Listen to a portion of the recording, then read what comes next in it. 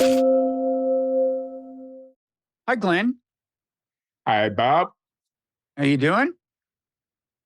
Doing okay. Cannot complain. That's funny. That's exactly how I'm doing. Let me introduce us. I'm Robert Wright, publisher of the Nonzero newsletter. This is the Nonzero podcast. You are Glenn Loury, an academic. You're an economist at Brown University, well-known public intellectual.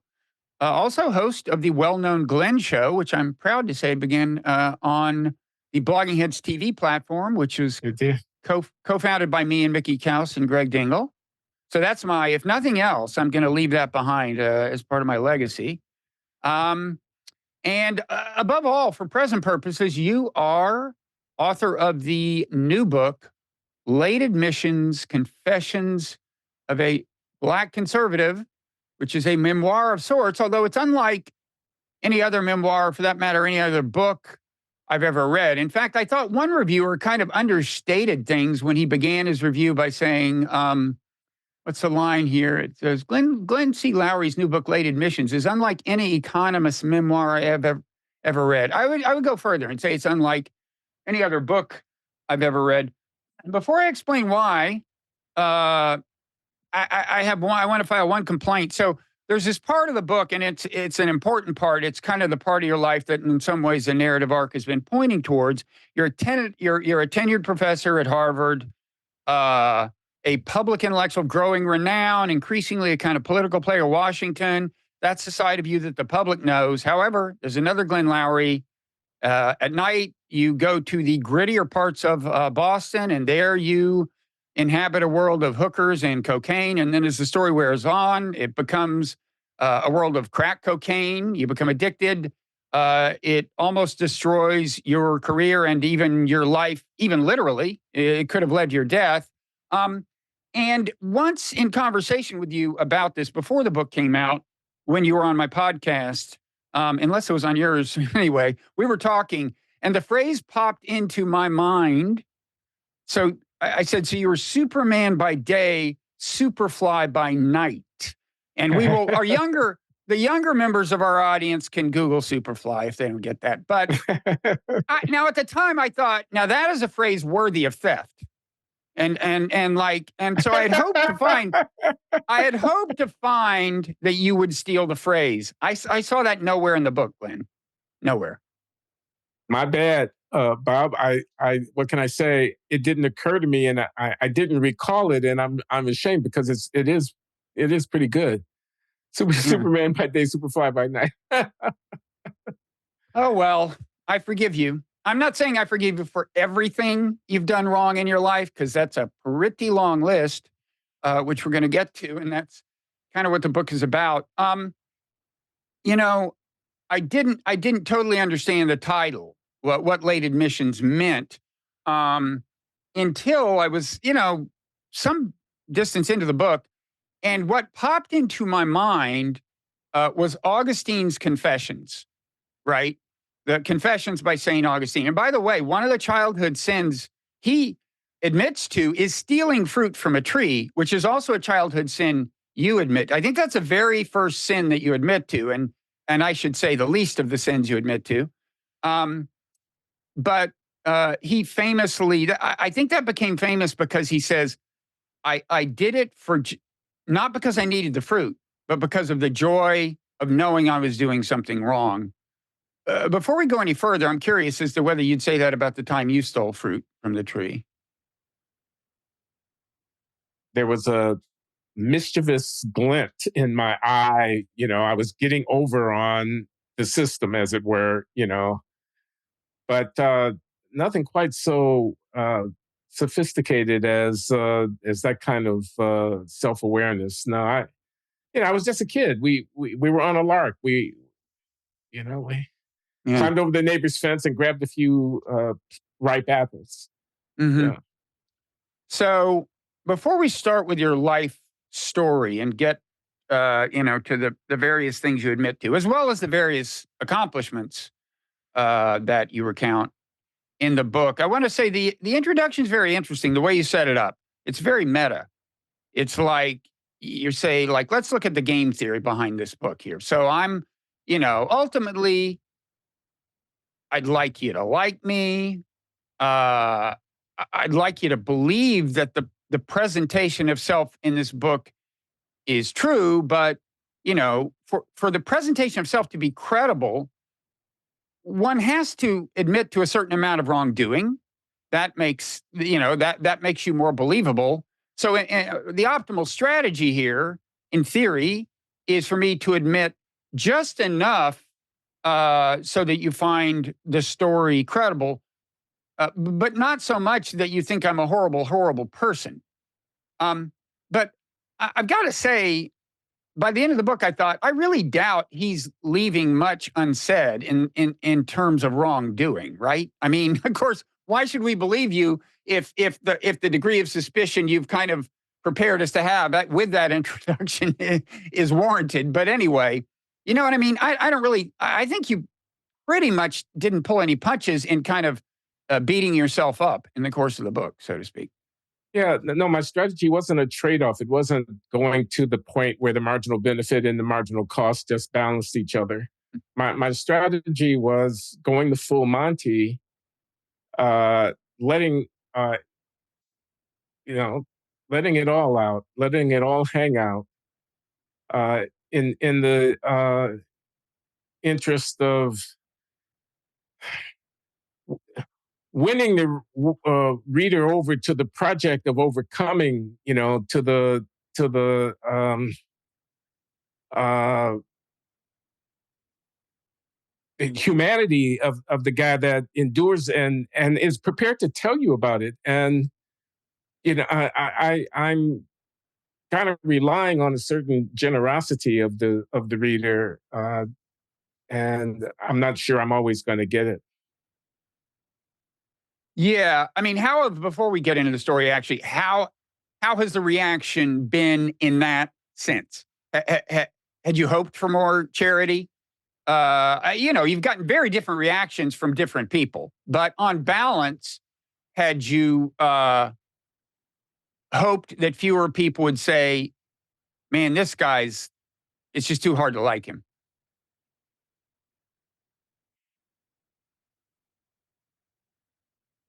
No, I hadn't hoped that. I mean, it's a gambit. An old friend said to me, I read the book. I'm not sure I like the guy I found in the book, to which my response was, I'm not sure I like him either. I'm not that guy. That guy could never have written this book. That's kind of the gambit. The gambit is, and I do set this out in the preface, and it is meta. It's self consciously meta. I'm talking to you. I'm a writer. I'm writing about my life. We have a relationship, you and I. I'm talking to you about my life. Uh, you're not going to take what I say at face value. You're going to interpret what I say to you. You're going to read between the lines. I know that. So there's something of a game that's afoot here, and the metaphor or the conception parable of the game, plays a role throughout the book. I mean, I apply my game theorist training as an economist, on more than one occasion and analyzing different kind of situations in the book. I'm influenced by Irving Goffman. I'm influenced by Thomas Schelling, by Albert Hirschman. Uh, there's a strategic aspect, but I'm talking about my life now. Everybody knows that I had a problem with cocaine at a certain point in my life. Everybody knows that I had to withdraw from a big job in government because a mistress accused me of assaulting her. I'm the black guy. I'm the black conservative guy. I'm this bad boy, this traitor, this quisling, this grifter. So I already enter into the thing with reputational baggage. The only play I've got is my humanity. The only card I've got to play at the end of the day is, Confession. yeah, and honest and self-critical and analytically, robust and Yeah, credible. yeah.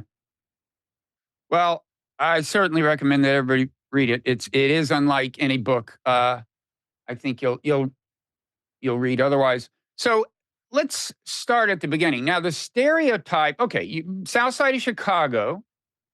Um, the stereotype about Black inner city youth, as they say, is that one problem is that many of them grow up in a single parent household. But the stereotype is you've got this undisciplined father who's nowhere to be found, and he's probably out, doing drugs or something. But you've got this mother who is, a pillar of stability and discipline. Your situation was the opposite, kind of, right? And I should say, this is up through, well, it's always true, but up through at about time of fifth grade. And by the way, one thing you and I have in common is by the time we got to fifth grade, we attended 5 different schools. But at that point, you entered into a slightly different world by virtue of the good graces of your Aunt Eloise. We'll get to that. But as for your mother and your father, explain that situation. Well, they were very different people. And they married young. My mother was born in 1928. I was born in 1948. She was 19 when I was born. I was born in September. They married in May of the same year. Let me do the math. Okay, go ahead. And they divorced early. My sister and I and my mother were a household, and my mother remarried, and so it's a long story. But yes, my father was a you know disciplinarian. He was an orderly man. He was fiercely determined, proud. He was fastidious. He was determined to, make something of himself and to do the right thing and to stand up straight with his shoulders back. uh, my mother was wayward, a gypsy in spirit, if you can say that. I don't think you can say that anymore. But I mean, I don't mean any harm to No, anybody you when could I say say aroma. She was aroma in spirit. okay, she was a Roma in spirit, and a lover of life, a beautiful person, a sweet spirit, but not the most responsible person, not the most disciplined person by any means. She had her appetites and she indulged them, as did her brothers, the Cartmans. My middle name is Cartman. My mother's maiden name is Cartman. The Cartmans. Uh, it's a juxtaposition that I play with in the book. Now, I don't mean to say play in a flippant way. I mean, I exploit the difference of character, of approach to life, and of um uh, carnality and indiscipline.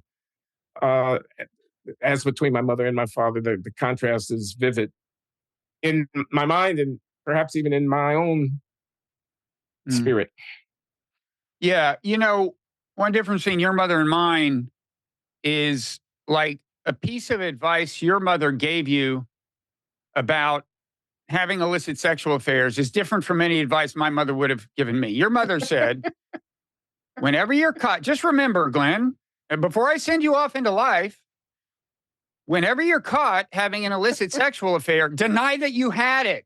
Even if they caught you, even if there are pictures, deny, deny, deny. I don't recall getting that advice from my mother, but so this was just a different kind of upbringing you had, right? It was a different Go kind ahead. of upbringing.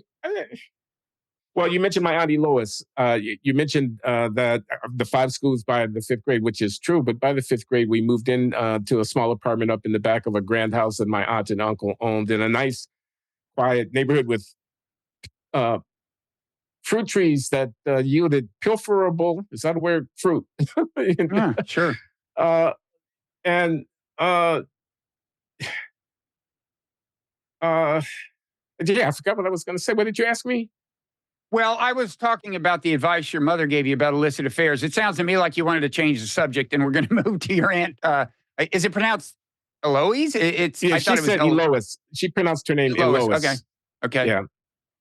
No, I was just going to observe the 5 different schools. My mother not being very disciplined, the stability to my life that was brought when we moved in with my aunt, and how that Right. was a very important part of my family. As far as the advice is concerned, well, yeah, I mentioned it in the context of talking about how common adultery was in the social practice of the world that I matured in. And Hmm.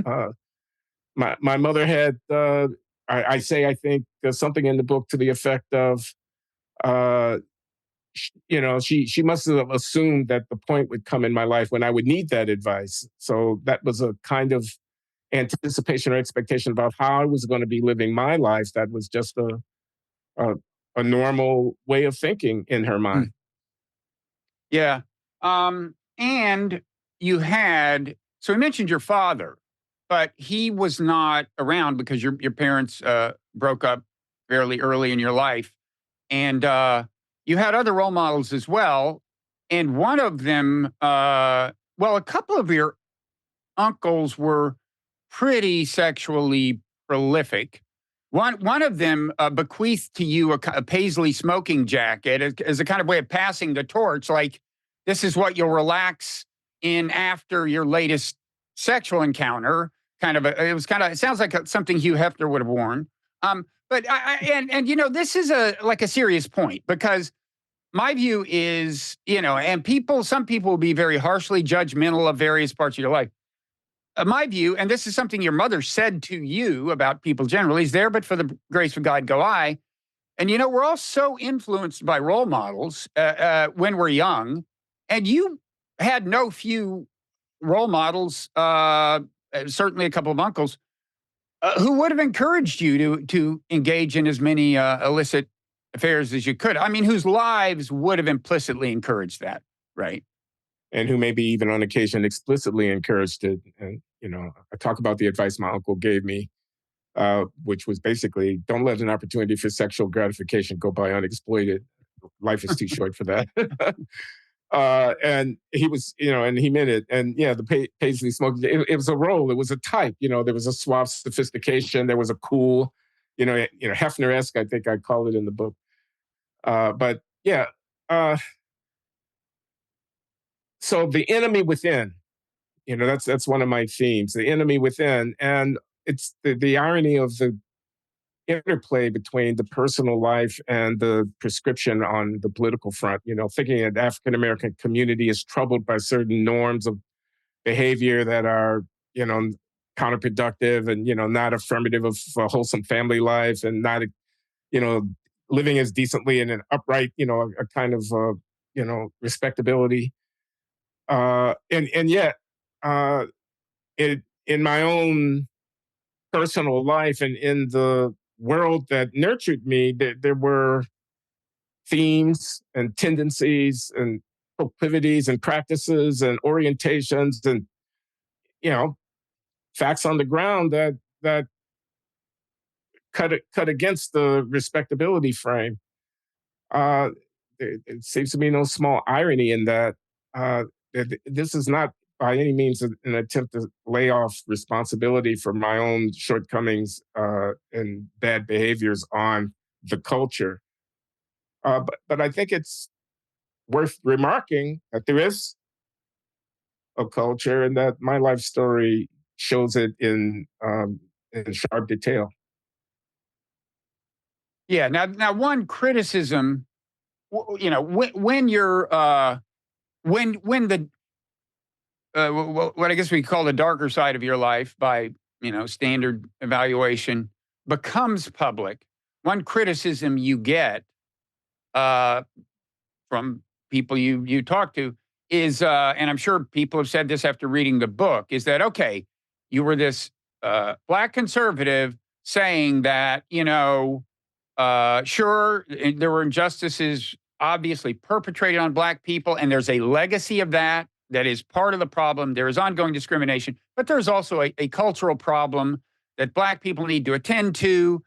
And part of attending to that will mean young black men mustering more self discipline and indulging less to temptation and so on. And even as you were preaching that sermon in the late in the 1980s, it becomes apparent to the world that you have not been practicing what you preach, right? Right. That's and well, first of all, do you want to say anything about that? I have a second question that I hope nobody has asked you yet. That about that. But is there? Um, what do you say about that? Well, I guess I'm going to have to plead guilty as charged to the charge of hypocrisy because the bald facts of the matter are precisely as you stated them. I had been preaching an uplift message that had a normative component to it about behavior. And yet, in my own life, the patterns of behavior I exhibited were inconsistent with that norm. So, I mean, that's hypocrisy by definition. I took the position for a while that, okay, I'm a hypocrite, but that doesn't make me wrong about my normative prescription for the social problem at hand. That just makes me yet another, fallen man, another sinner, another hypocrite. Please, you're changing the subject when you start talking about my hypocrisy. That was not what I was talking about when I addressed the needs of the social, circumstance. Uh, but I came to think of the influence. I talked in the book about my conversation with Richard John Newhouse, Father Newhouse. Mhm. He was Pastor Newhouse at the time we had this conversation, and he, you know, strenuously asserted in a way that I didn't quite understand at the time, but I've come to credit that if you're going to stand up and be a moral leader and have leadership, that leadership means something, and have that moral stand mean something. You can't live in a manner that is flies in the face of what it is that you prescribe. You can't expect people to take you seriously, and you have a responsibility. And I think in retrospect I did have, and so I plead guilty. Okay. So the question I was going to ask that maybe nobody's asked you in exactly this way is so one theme in the book, and this is partially an explanation, I think, of why there were these two sides to you, Superman and Superfly, is that when you got to academia, we should say firstly that by your own account, your life with uh, Aunt Elois, as I guess she pronounced it, and as well Yes. as your mother, you and your mother and your sister were up in an apartment that your aunt had made for you in her house. You were that put you in a slightly nicer part of town, and your aunt was very dignified, and I guess even cerebral woman. I mean, she had you. There were classics on the bookshelf. She was a God fearing woman who sent you to church and everything. So that put you in a slightly different milieu. At the same time, you were in touch with the other world, and you saw the tragedy of it, and people dying, getting shot, dying of drug over people you knew or were related to. You Mm. were right there, kind of on the edge of two worlds. I thought kind of an interesting symbol. This I haven't yet gotten to the question, but I thought kind of an interesting symbol of you being in that kind of twilight zone was that on the one hand, yes, you were arrested as a teenager for stealing a car. On the other hand, you had actually planned to return the car to where you found it. You just wanted it for the senior prom or for some dance at high school. I thought that was like Yeah. an interesting, right? I mean, that's not your standard urban motivation for stealing a car. Right. A little bit upscale relative to the average car Right. thief. So anyway, it becomes then you find your way into this world of great academic accomplishment. You wind up at this, first of all, at Northwestern. Uh, you go to MIT and so on. What we can get to this, but all along the way, and this is partly by explaining the two worlds you inhabit. Um, you hung on in a kind of defiant way to the Black urban part of your identity. Because for one thing, you found there were a few other blacks you encountered, young blacks like you in academia, but many of them came from more upscale backgrounds and were more refined, and they didn't really know what it was like to grow up to be black in America, so to speak. I mean, they weren't really in touch with that world, and I mean, I want to say first of all, I identify with that. Um, when I transferred to Princeton as a sophomore from TCU, I moved into a totally different cultural milieu. Like, and it was like it's like I had never seen brie. You know what brie, the cheese? I Yeah. still remember the first time. Uh, and my feeling, and there was a kind of defensiveness and defiance. It was kind of like, well, okay, so it's true that all you people know that it's pronounced Marcel Proust, not Proust, as I just pronounced it, granted, but but you don't know the real world. And I grew up in the real world. Now, I didn't grow up in the South Side of Chicago. I just mean I didn't grow up, in prep schools. And in looking back, I think to the parts of my cultural identity I hung on to, in retrospect, and your book helped me see this, I held on to them in a kind of a defensive and defiant way. Now, that is part of your explanation, as I understand it, for why you remained attracted to the street life, even as you were at the very highest levels of academia. And here's the challenge to you. Is that a slightly convenient explanation? In other words, it gets back to the charge of hypocrisy that, you say to Glenn Loury, black conservative, are saying to young blacks. I'm sorry, Bob. I have to take this call. I apologize. I really do. That was my wife, and thought, there could be an emergency or something. So, well, anyway, you're very good. You're a very good husband, Glenn. This is enough. I almost think that was planned, right? This is the new no, Glenn Loury. Loury. I want to affirm. I think you're brilliant. I think your analysis is spot on. I want you to continue or get to the point of your question or whatever. Okay, so it's like there's this critique, that you're saying, look, young black men, pull up your pants, pull up your socks, get some damn discipline, quit succumbing to your animal appetites. And there's this criticism of you. Well, look at you, Glenn Loury. All you do is succumb to your animal appetites for 50% of this book. And this way you can kind of say, well, no, I had this slightly different, more complex motivation. It wasn't. Now, you do admit in the book to having a weakness for temptation, granted, like every animal ever made, and certainly including human beings. But at the same time, it's a slightly more, to the extent that you emphasize this motivation of having these two separate identities and having a reason to want to hang on to this street life identity, is that a little bit of a cop-out? Does that make sense even? I'm not sure I'm seeing the cop out. Where am I copping out? Well, what was the brilliant thing? What was the brilliant question you thought I was going to ask? Maybe we should go to that. Maybe there was what I thought was brilliant was your identification of the contrast between the more dignified and respectable kind of bourgeois striving of a up and coming, African American middle class on the one hand, and street life, gangsterism, the player, drugs, picking up women, flirting with violence, the underside.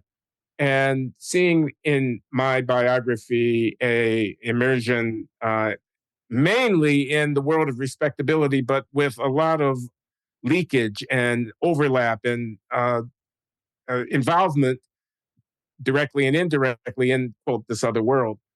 And how my double life as a mature, successful professional, which I exhibit vividly in the book, is my effort to hold on to something about my origins, my bid for a certain kind of authenticity, and that the desire, the value of that to me, the value of that authenticity partly had to do with my reaction to class dynamics, class insecurities on my part, or a weapon to fight back against the feeling of inferiority or doubt that might beset me. But I have this authenticity. I have this, so the secret life, the superfly side of the Superman life comes into a different vision, different field of vision when you look at it that way. That's what I thought was great. But you say I'm copping out. That is part of the thing. I mean, and I would say another way to put it is like, this made you completely unique, right? There were people who were living the street life. There were people who were at the highest levels of academia. Probably nobody else was fulfilling those two roles as robustly as you were, right? No, and you think about it, I could have been shot dead in a robbery gone bad out there. I was robbed at gunpoint on more than one occasion. And what would the headline have been? And what would the post mortems have been of shock and awe and surprise and despair and bewilderment. And then the laying bare of the more complex story that would have to be told, uh, posthumously, but nevertheless, I mean, I shouldn't dwell too long on that speculation, but I think there's something there's pathos there. There's something very powerful in this psychological drama that we're sketching here about Yeah. me. Yeah. And I kind of wondered, I mean, to just finish, put a punctuation point on this, what I meant, I'm probably straining for this point, was that is is having that very unusual motivation for living the street life. In other words, I'm this highfalutin academic, but I've got this background that I want to hang on to. It's almost a way, a fidelity to my heritage. It's almost laudable, right? That I'm not losing the authentic urban black Glenn Loury when I go off into the world of pampered white rich people, right? And or whatever they are, these elites. But I guess I was asking, was that a way of separating you from the average urban black kid who just won't muster the self discipline that you think they should have? Because because they can't they don't have that excuse, the kind of motivation that you had. Does that, if that doesn't make sense, we'll just uh, move on. No, I don't know. I mean, I would not want to be caught saying that, saying that. Whereas I'm a slob, but I have a noble account. I have an interesting account. I have an interesting Right, account of right, why it is that I'm not living a dignified life. You, on the other hand, have no such excuse. You ought to pull your pants up and straighten up and fly exactly. right. Uh, that, that sounds a little bit too convenient to the guy who's making that speech. Yeah, I'm probably reaching, but in this, we'll probably get to this. Let's catch people up in the story. So you have this talent for math that's identified even in high school.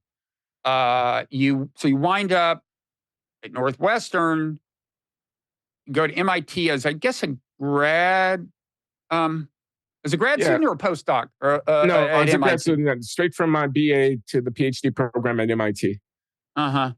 And then you go back to Northwestern and teach, and then are recruited to Harvard, and you have this joint appointment in economics and African American studies.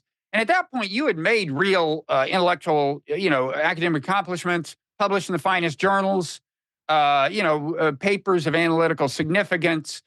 Now, by your account, you kind of failed to deliver on your promise at Harvard. And it's funny to me, I would think that a perfectly adequate excuse, if that's true, is that they gave you this joint appointment. That's like a lot. It's like, you're supposed to be both a professor of African American studies and of economics. I would think economics is enough. Thank you. But anyway, you have a different explanation for why you didn't meet at least your own standards in terms of what you were publishing at Harvard. Well, I talk about the joint appointment. I point out both the joys and the sorrows thereof. I mean, on the one hand, they called it Afro American Oh, Studies in right. 1982, subsequently became African American Studies, was a humanities centric discipline. And it was about literature and about history and a little bit about politics, a little bit about psychology, not so much about economics, although, there was a lot of opportunity for me to develop a program there. But I was mainly, as a scholar, an abstract formal theorist. Uh, what I did, those papers that you mentioned that I published in top journals before I got to Harvard, were all mathematical models in which there was a puzzle solving virtuosity exhibited as I confronted some open question in some technical area of economics, price theory, industrial organization, stochastic optimization. So I was a theorist, and I found myself thrust into this position where I had to be a Renaissance man. I had to be a theorist to the economic text, guys, but I had to also be able to say something sensible about this wide range of canon that was the corpus of African American studies, and that was a kind of overwhelming challenge. Uh, but I had extremely high standards for myself because my first job at Northwestern had me in contact with some very talented and ultimately super successful. I mean, three of the people whom I was junior faculty with at Northwestern University, three of them, this is just, I was only there for 3 years. Three of them got Nobel Prizes in the fullness of time. So that was the arena in which I wanted to be functioning. And I was on my own. I didn't come in to the theory group at Harvard where the senior person would say, oh, this is your research program. Let me see how it relates here to what we're doing here, interacting with the graduate students and whatnot. I was just kind of floating out in Netherland. And out there, not quite knowing how to manage, I lost my way and I panicked. I say I choked. I feared, I'm not going to measure up to the expectations others have of me and I have of myself in this position. What will I do? What will I do? Oh my God, I'm a fraud. They're going to find out. This kind of thought. And I was able to relieve myself of the anxieties and the terror. I said I knew I was drowning, but I didn't know whom to ask for help or how to ask for help. I decided to shift the focus of my work into a more policy and political and journalistic register. I had legitimate things to say about politics and a kind of critical journalistic assessment of race issues in America in the 1980s, and I started saying them. Mm-hmm. And so when it doesn't, by your own account, work out there, your friend Tom Schelling, the great game theorist who had brought you to Harvard, suggests that, look, if you'd be happier, we could move you to the Kennedy School, public policy school, very different set of incentives and a different kind of yardstick. And part of the different kind of yardstick is that to do what you then started doing at some point, which is kind of becoming a public intellectual. Well, two things. You're publishing these pieces in the New Republic, which back then was more. Well, you and I remember it was a pretty distinguished place to be published and more distinctive, less just part of the glob of internet stuff than people may think of it as now, but a very serious intellectual journal. That's where you kind of became known, maybe originally as a Black conservative, and also you become you get invited to to join the Reagan administration as, I guess, Deputy Secretary of Education. Yeah, undersecretary. And undersecretary. Mhm. And these are things respected in the Kennedy School. Kennedy School, in that milieu, it isn't just about uh, certain journals, right? I mean, you didn't say this in the book, but I gather that's the sense, right? It's like, yeah, this is they're loving that at the Kennedy School. This is Well, I you're a did. player, I'm a player. right? Exactly. I did kind of say it. I said it in exactly that way, that the Kennedy School allowed me as a public intellectual, a big piece in the New Republic, December of 1984. And, back in that day, people would wait around outside the out of town newsstand for the fresh off the press, as it were, issues of the Tony magazines like the New Republic to arrive in order to see Mm-hmm. what people, who they Mm-hmm. follow are saying about politics and culture. It was a big deal. And yeah, it was respected at the Kennedy School. And yes, as I say, I shifted into a more political and polemical register in my work. And the Kennedy School provided an institutional framework. And Thomas Schelling was the agent who facilitated my transition from a appointment in the Faculty of Arts and Sciences as professor of economics and Afro-American studies to an appointment in the faculty of the Kennedy School of Government as professor of political economy. And I flourished at the Kennedy School. Mm-hmm. Uh, and yet, at that point, a kind of descent begins. I mean, you had been a player on the street as well as in academia, but at some point, you moved from cocaine to crack cocaine? It's initially just a chance thing. It's like you went to a place not expecting to find crack. You tried it, uh, and uh, and kind of the rest is history. Now, does that start while you're Well, at the Kennedy School?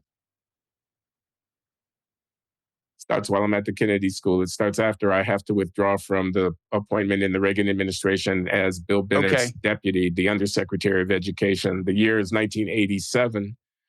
It's the winding down of the second Reagan term, but Bill Bennett is Secretary of Education. A guy called Gary Bauer has stepped down as deputy, and they need somebody. Bill Kristol is Bennett's chief of staff. Crystal and I have a relationship because he used to teach at the Kennedy School before he went into government. He's a young conservative operative, ambitious staffer in the upper echelons of the Reagan administration. He ended up, I think, bringing me to the attention of people in the White House and Bennett, and I was being targeted for that, and I had to withdraw. And it's after I had to withdraw. So in the doldrums, in the depression, in this kind of post scandalized condition of, I find myself wandering around the streets of Boston looking for a diversion, and one thing leads to another, and I pick up a woman. She suggests we smoke some cocaine. I had never smoked cocaine before. I didn't know what it meant to smoke cocaine. I'd heard about freebasing, but I didn't have any real firsthand experience of it.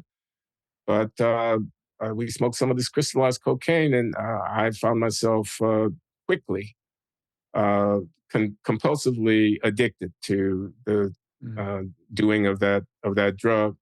And it's a long story. I had to go into treatment and whatnot. I don't want to get ahead of us, but that's what Yeah. happened. Yes, crack cocaine, 1987, at the height you know of the long-running crack epidemic in inner cities.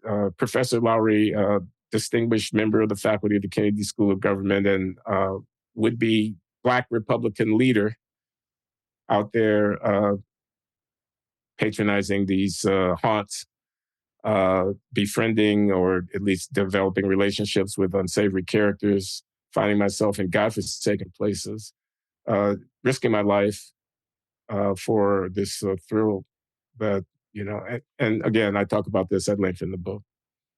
Yeah, and we should say, I'm not sure if we covered this, but the reason you had to withdraw is you knew a story was about to come out, uh, that you had been accused by your mistress, whom you were maintaining in an apartment that you were renting for her, of assault. She later withdrew the charge, and you say that the closest thing to assault was that you had an argument. You said, "Look, this is over. Get out of this apartment," and you actually kind of pushed her out the door. And again, she Yeah. later withdrew the charges, but this is what occasioned your withdrawal for that appointment. And you're saying that it was partly the kind of the mood that left you in of kind of despair and I guess maybe shame, uh, contributed to made it more likely that you would take up crack, or made it more likely that you would persist in the crack habit, or what? Something like that. Uh, You know. I could restate what you just said, but that's basically the argument. In retrospect, I'm saying I found myself looking for that next thing, and when I found that next thing, I latched onto it. I was basically in despair, and this was a self-destructive, but perhaps not incomprehensible salve that I latched onto in my despair. Hmm. Now, I'm wondering. There's not a lot. You're in this cycle of like going out on these crack cocaine benders. You're married. Well, we should say you you'd gotten a woman pregnant when you were 17. She was 15. She became your first wife. Um, then you divorced, and your second wife, uh, Linda, who was, I guess I might say, a more natural mate for you in the sense of, I mean, you were both economists, you'd met in grad school and so on. you were still married to her, and you're going out and doing these things, and you're also having these affairs, and you have a mistress, and she kind of tolerates all this, and we can get into that uh, more later. But I'm wondering, when you're doing this, there's not a lot in the book about in real time, like self-loathing. Like I've got to think the day after a crack bender has got to be, first of all, just not a great psychological space to occupy, right? There's got to be some kind of hangover, and often in a situation like that, there would be self-reproach and like, this is horrible, I got to get out of it. You do finally reach bottom and make the decision, I got to get out of this. But you don't. I don't hear a lot of self-loathing in the meanwhile. Was there much? Yeah, uh, that's a really good question. Uh, no is the answer. Is the honest answer. I mean, in the book, I reflect in retrospect with a certain degree of condemnation and regret, self condemnation and regret. But at the time, did I allow myself to acknowledge and come to terms with the full implications of what I was doing to my wife, to any ideals about self-respect and decency, and to my own rightly understood and to my own well-being. And I know what it means to come down from the high when you don't have any more and you can't get it. And I know that feeling. And I think I do give voice to a little bit of that, not wanting to get into that place where, you're out of money and you can't get any more. And that's a sense of desolation. But is it a sense of self-loathing? Not really.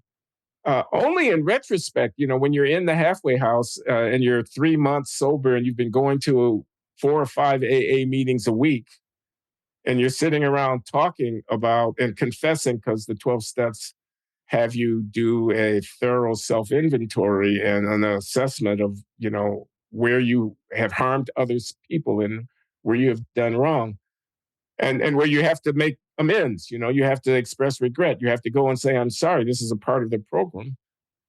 Only then, I think, in the confessions that I might make in an AA meeting, when I stand up, my name is Glenn, I'm an alcoholic, and I tell my story, and my story might be getting robbed at gunpoint, and my story might be feeling happy inside when my wife tells me she miscarries because I don't want the trouble of having to deal with a kid, and I'm still wanting to run the streets.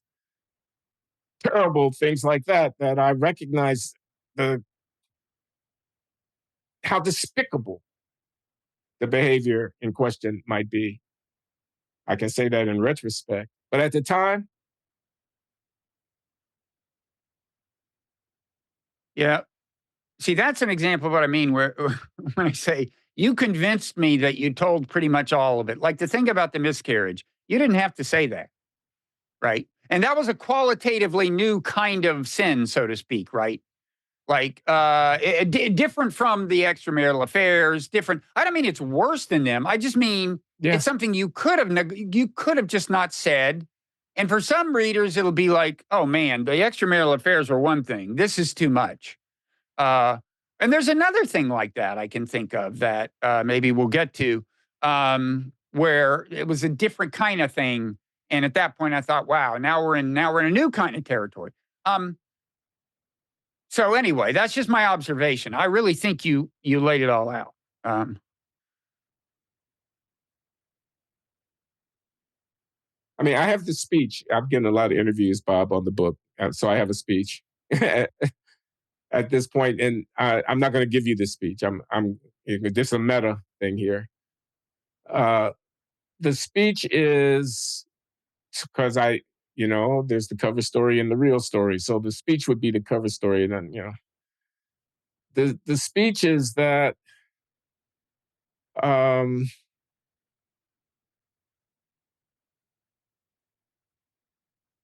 I didn't want to play. I didn't want to play with the book. The book is not an exercise in managed self-presentation and Mhm. marketing. This is not an effort to a self-portrait that's meant to be flattering. The book is a bit to say something serious about living that'll resonate, you know, down the line. Uh, and it's my integrity to that project, to the project of being true to the life that accounts for my not holding anything back. That's the cover story. I fear if I were, a Freudian or somebody, I'd have a different account. I'd have an account about my mother, about my feelings about my mother's sexuality, about my sister's paternity, about my father being cuckold, In other things of words, your this kind. sister was clearly not the biological offspring of your father. You could tell by her skin tone. Correct. And I tell that in the first chapter of the book. Mhm. And that there are deeper, darker motives about this is self-immolation, this is self-flagellation. This is a kind of Mm. wallowing in something there's a kind of narcissistic, uh, uh, you know, thing that's going on here. And like I say, that's not as flattering an account. I think it might have some truth to it. I don't know. I'm not the person to decide that, I think. Okay. So, as you know, what we generally do on the podcast, we do an hour for the public, then we go into what's called overtime. That part is available to paid subscribers of the Nonzero newsletter. Anybody can become one of those by going to Nonzero Substack. Just click on the post for this, and once you become a paid subscriber, the video and audio will be right there. But also there will be a way to set up your audio podcast feed so that uh, you can always get you'll automatically get the overtime segment with every podcast. Before we bring down the paywall, Glenn, I first of all want to say again, everybody should read this book. There's nothing like it. Late admissions. I hope that by now everyone gets one in the meaning of admissions, like when you admit stuff. Um, and but I also wanted to give you a chance to say any one more thing you want to say, and possibly including what you kind of just alluded to, like you want the book to occasion reflection on being human. You want to make one of those reflections explicit or something, feel free. Just say anything else you want to say before we go into overtime. Well, thanks a lot for your attention to the book, Bob. That's the first thing I want to say. I really appreciate your reading so closely and with such a sympathetic cast of mind and such a penetrating, critical intelligence. I appreciate it. Uh, Book was a long time coming, and I was going to call it "Changing My Mind" because I thought it was about being a neocon and then nod, and then being a guy who was a mass incarceration critic and then nod, and I thought it was about that and losing friends and politics. Uh, but I kind of outgrew that. I think overly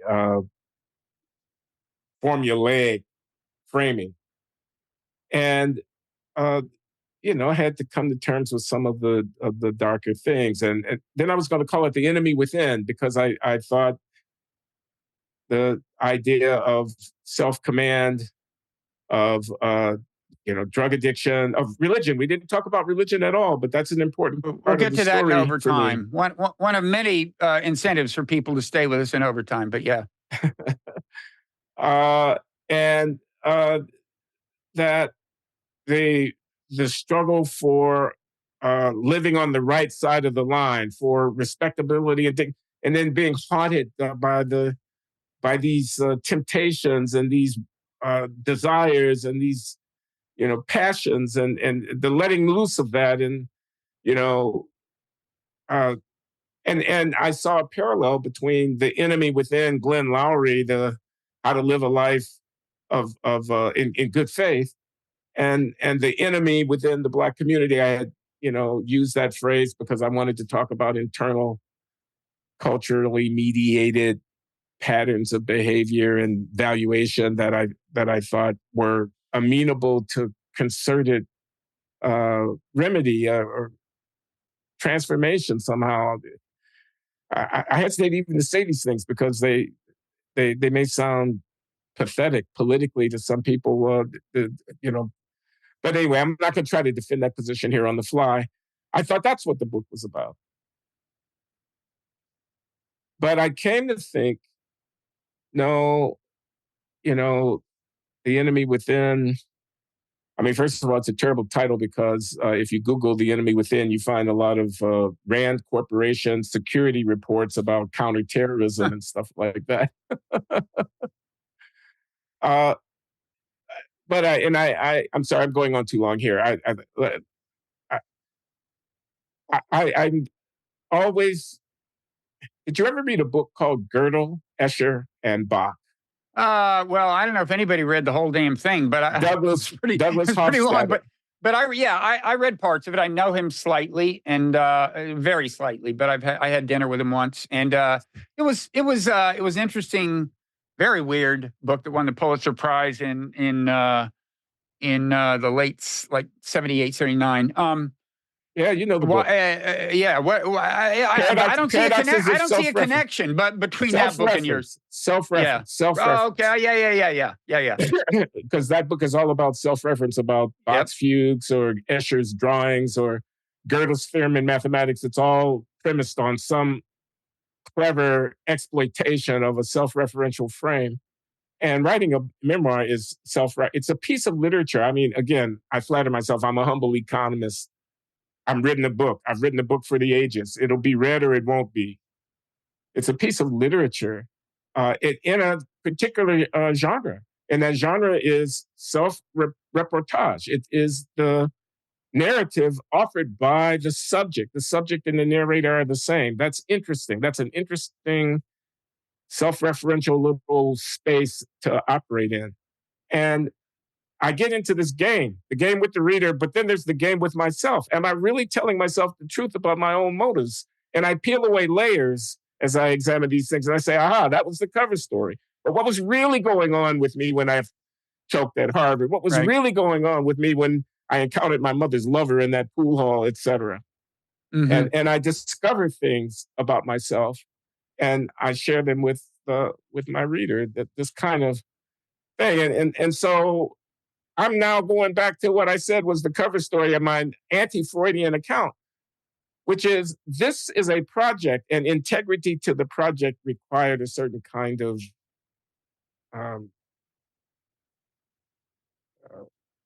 disregard for the constraints that might otherwise have exercised themselves over me.